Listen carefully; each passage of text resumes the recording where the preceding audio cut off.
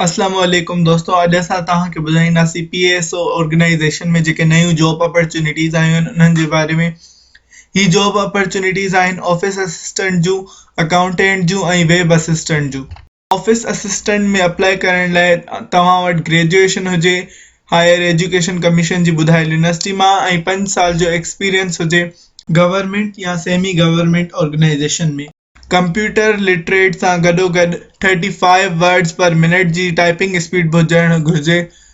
English ऐं Urdu writing skills भी हुजनि।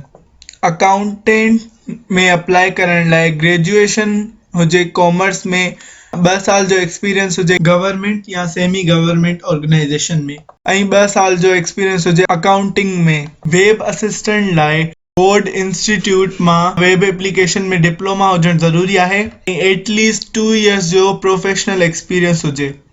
इंटरनेट ऑपरेशंस ऐं फंक्शनलिटी, सॉफ्टवेयर एडिटिंग ऐं कंप्यूटर ग्राफिक्स जे बारे में ॼाण हुजणु ज़रूरी आहे।